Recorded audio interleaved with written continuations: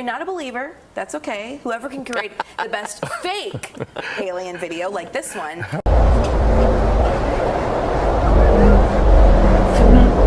as far as it goes.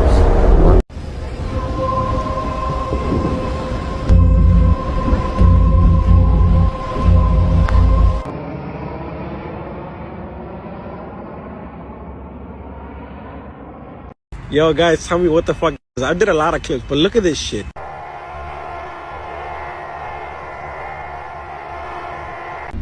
Okay, I'm videoing this, and this is one of those drones that everybody's talking about. Right there. Whoa, you hear that noise?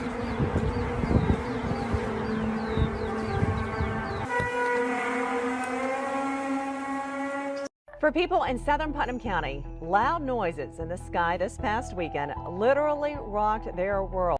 Okay guys, listen to this. There's a sound screaming. It's like a scream. It's so freaking loud, and it's coming from up in the air, like up there. What the? That's kind of weird. Shit. In the heart of Jerusalem, 2024, something incredible is happening. Reports are spreading fast across the city, across social media, across the world. People say they've seen a figure walking, teaching, healing, bearing an unmistakable resemblance to Jesus Christ. The news spreads like wildfire, and speculation is everywhere. Could it be him? Is Jesus back? And if so, what does it mean? Let's set the scene. It's a hot, sunny afternoon in Jerusalem's Old City. People are going about their daily business, tourists taking pictures, locals running errands, vendors selling goods. But suddenly, someone gasps, pointing to a man on a street corner, teaching in a small group. The figure looks like any other person, dressed simply, a gentle expression on his face. But there's something different about him. It's the way he speaks, the way he looks at people, like he knows them deeply. It's said that the moment you lock eyes with him, something in your heart stirs. Soon, whispers start spreading. It's Jesus. It must be. And in no time, people from all around the city are searching for him, hoping to catch even a glimpse. As the rumors grow, so does the gathering crowd. Many have smartphones out, recording, snapping photos. But some stand in stunned silence, completely captivated. News agencies are picking up the story. It's everywhere. Is this some kind of miracle? Or is it a vision, a divine message?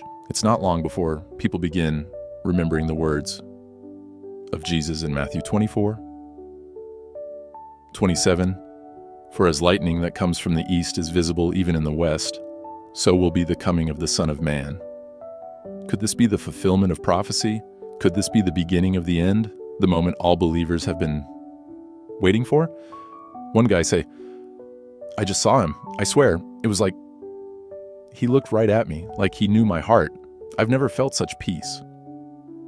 A woman say, are you sure? I mean, it's 2024. How could this be happening? Mark say, but haven't we all felt it? The world has been crying out, like everything's reaching some kind of breaking point. Maybe this is his way of saying it's time. Imagine what it would be like to stand in that crowd, feeling the weight of his gaze on you. The questions start racing. Am I ready to meet him? What if this is the sign? What if he's coming back soon? The Bible has long pointed us toward this moment. Jesus told his disciples he would come back. The New Testament speaks of signs in the heavens and on earth, wars, famines, earthquakes, a rise in false prophets, and people's hearts growing cold. It's not hard to see that the world today resembles this picture. In 2 Timothy 3:1-5, Paul warned that in the last days, people would be lovers of themselves, boastful, ungrateful, and disobedient. As we look around, the truth in these warnings feels undeniable. Some people in Jerusalem that day are moved to tears. For others, it's a wake-up call. There are those in the crowd who fall to their knees, repentant. They start praying fervently, realizing how far they've drifted from their faith. One man holds his son tightly and whispers, "We have to get ready." A woman clutches her friend's hand, her eyes full of hope and fear all at once. It's a moment of clarity, a reminder that we are all part of a story far greater than our daily lives. What if this was happening today? What if Jesus is coming soon? Have you ever asked yourself, am I ready? For believers, the return of Jesus is not something to fear, but to anticipate with joy. The Bible tells us that he will come like a thief in the night and that we should stay awake, stay ready. In 1 Thessalonians 5, 2, 6, Paul writes that we are not of the night, but of the day, and that we should be alert and sober, living each day as if it were our last before his return. Maybe the message we're seeing in this vision in Jerusalem is a call to look within. It's not just about witnessing miracles or seeing signs. It's about transforming our hearts. Are we truly living out our faith? Are we following the commandment Jesus gave us to love one another? Are we sharing the good news? Today, this story is a reminder, a wake-up call. Whether Jesus comes back tomorrow, next year, or in 100 years, each of us has a choice right now.